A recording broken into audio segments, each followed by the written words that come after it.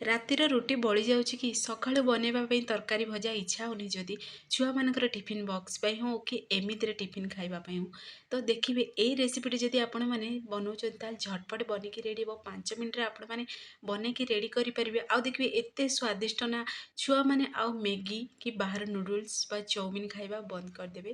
ତ ଆପଣମାନେ ଫୁଲ୍ ଭିଡ଼ିଓକୁ ୱାଚ୍ କରନ୍ତୁ। ତ ଚାଲନ୍ତୁ ଲେଟ୍ ନ କରି ରେସିପି ପ୍ରସ୍ତୁତ କରିବା ଆମେ। नमस्कार जय जगन्नाथ भाई झिली कुकिंग को आपण मानक अनेक अनेक स्वागत। तो फ्रेंड्स देखो ये मुझे 3टी रुटी नहीं रातिर बड़ी जाइए रुटी ही नहीं मुझे फ्रेश रुटी नहीं आपण मैंने चाहिए फ्रेश रुटी भी नहीं पारे। तो ये बड़ी जाइए रुटी को आम चॉपिंग बोर्ड हो कि देखो ये जब बेलना पेड़ा साहाଯ୍य रखिदेवे रखी रोल बनईदेवे। रोल बन गोटे छुरी साहाଯ୍य कि कैंची साहाଯ୍य आम कटिंग करवा। तो ये मुझे छुरी साहाଯ୍य कटिंग कर चाहिए कैंची साहाଯ୍य भी पतला पतला कर कटिंग करेंगे। ये रोल बनईकि सबुतक एकाथरे जदि कटिंग करेंगे ताहले देखिए जल्दी कटिंग हो आम जल्दी बनईकि झटपट बनईकि रेडी कर 5 ରୁ 10 मिनिट्रे ये रेसिपी बनईकि रेडी हो जाए। तो देखो ये प्रोसेस पूरा पतला पतला करी कटिंग करदे। तो आपण मानक आउ गोटे रेसिपी भी शेयर करी। तो देखिए से रेसिपीटा भी ना बहुत स्वादिष्ट लगे रुटी केवल ही बनईकि आपण मैंने रेडी करेंगे। तो सेम प्रोसेस रे चलतु एबे आम सबुतक कटिंग करी आम रेडी करदे। तो देखिए ये रेसिपी जब आपण मैंने घरे प्रस्तुत करमिति भी रुटी तो बहुत ही हेल्दी रही है।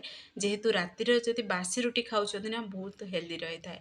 जदि सुखा रुटी खावा को इच्छा होनी कि किसी तरकारी भजा जदि खावाई माने इच्छा होनी कि बनवा भी विरक्त लगुच ताहले यही रेसिपीटी आपण मैंने बनातु देखिए आउ तरकार जरूरत भी ना।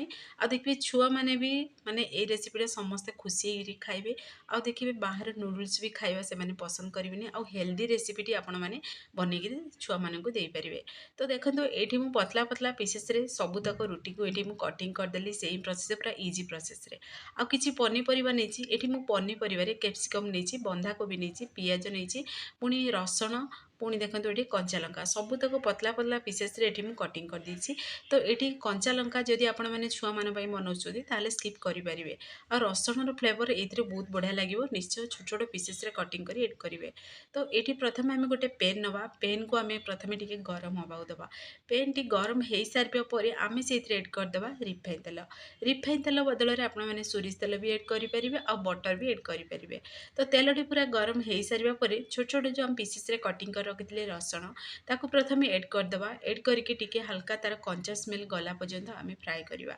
तो कंचा स्मेल चली जावापर आम से पुणी थे मुझे कंचा लंका एड करने समय वीडियो को मुझे ऑन कर नी। तो मुझे देखो कंचा लंका ये एड कर देछि तो आपको देखे पारे किंतु एड करदे से फ्राए हो सारापर आम जहाँ भी पनीपरिया कटिंग कर रखि से एड करदे। तो ये मुझे केवल बंधाकोबी कैप्सिकम पियाज नहीं आपण मैंने चाहिए ये गाजर भी नहीं पारे बीट भी नहीं पारे जहाँ भी पनीपरिया आपण मानक पसंद ये आपण मैंने एड करेंगे। तो यही समय गैस आंच को हाई फ्लेम में रखिए जदि देखिए गैस आंच को लो टू मीडियम फ्लेम रखिए ताहले देखिए बंधाकोबी आम जहाँ भी भेजिटेबल से एड करदबा एड करिथिबा से पानी छाड़दब। तो देखिए जदि हाई फ्लेम रे जेमती आपण माने चाउमिन पे बनाउछंदी माने भेजिटेबल एड करिकरी सेही भली प्रोसेस रे हाई फ्लेम रे ही आगु फ्राई करिवे आ स्वाद अनुसार दे देबे लूण जेतिकी आपण माने सेतिरे भेजिटेबल एड करिथिबे से अनुसार लूण को एड करी हाई फ्लेम रे आगु फ्राई करिवे टिके हल्का सॉफ्ट हो सारिबा परे सबुबले देखिए ये माने जदि आपण माने मैगी बनाउछंदी कि चाउमिन बनाउछंदी जहाँ भी जदि भेजिटेबल सहित जदि एड करूछंदी ताहले देखिए पूरा सिझिबा को देबेनी 50% ही सिझिथिबो सेथिरे एड करदेबे chilli sauce tomato sauce soya sauce add करछि मुठी आपण माने चाहिले एठी टमाटो एड करि परिबे आ किछि मसला जदि खाइबा पसंद करती ताहले भी एड करि परिबे। जेहेतु चटपटा बनाउछंदी आज आमे छुआ मानकर टिफिन बॉक्स पे प्रस्तुत करछंदी तो देखिए से माने एथिरे जदि नूडल्स स्टाइल ही प्रस्तुत कर चाउमिन स्टाइल प्रस्तुत कर मुझे chilli sauce tomato sauce soya sauce add कर पूरा पूरी ऑप्शनल अच्छी आपण मैंने चाहिए गरम मसला किसी एड करी बन पारे ये रेसिपीटी। तो देखो टे फ्राए हो सारापर आम से एड करदे ए रुटी को एड करी आम घर बेसिक गरम मसला अल्प टिके ही मुझे एड कर चाहिए जदि चटपटा खाइबा पसंद करती कि जदि छुआ मानी जदि प्रस्तुत कर मैगी मसला भी एड करेंगे पेरी पेरी मसला भी एड करेंगे सेजवान चटनी ବି ଏଡ୍ କରିପାରିବେ। ତ ଏଠି ଆମେ ଭଲସେ ଏବେ ମିକ୍ସ କରିଦେବା। ମିକ୍ସ କରିକି ଟିକେ ହାଇ ଫ୍ଲେମ୍ରେ ହିଁ ମିକ୍ସ କରିବା। ତ ଦେଖନ୍ତୁ କେତେ ଝଟପଟ ବନିକି ଆମ ରେଡ଼ି ହେଇସାରିଲାଣି, କେତେ ଜଲ୍ଦି ବନିକି ରେଡ଼ି ହେଇସାରିଲା। 5 ମିନିଟ୍ରେ ଆପଣମାନେ এই ରେସିପିଟି ବନେଇକି ରେଡ଼ି କରିପାରିବେ। ତ ଆପଣମାନେ ଘରେ ନିଶ୍ଚୟ ଟ୍ରାଏ କରନ୍ତୁ। ଆପଣମାନଙ୍କର ଅନୁଭୂତି ମୋ ସହିତ ସେୟାର କରନ୍ତୁ। ତ ଦେଖନ୍ତୁ ଆପଣମାନଙ୍କୁ କ୍ୟାମେରା ସାମ୍ନାରେ ଗୋଟେ ପ୍ଲେଟ୍କୁ ବି ବାହାର କରି ଦେଖାଇ ଦେଉଛି କେମିତି କ'ଣ ବନିଛି। ବହୁତ ସ୍ୱାଦିଷ୍ଟ ଥିଲା ଫ୍ରେଣ୍ଡସ୍। ଆପଣମାନେ ଏହି ତରିକାରେ ନିଶ୍ଚୟ ଘରେ ଟ୍ରାଏ କରନ୍ତୁ।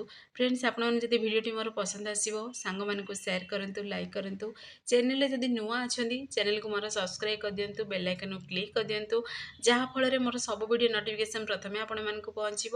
ମୁଁ ଏମିତି ଇଜି ଇଜି ଭିଡ଼ିଓ ନେଇ ଆସିବି, ଆପଣମାନେ ଦେଖିକି ଘରେ ନିଶ୍ଚୟ ଟ୍ରାଏ କରନ୍ତୁ। ଆଉ ଯଦି ଫେସବୁକ୍ ପେଜ୍ରେ ଦେଖୁଛନ୍ତି କି ଫେସବୁକ୍ ପ୍ରୋଫାଇଲ୍ରେ ଦେଖୁଛନ୍ତି ତାହେଲେ ଫଲୋ କରିବାକୁ ଜମାରୁ ଭୁଲନ୍ତୁନି।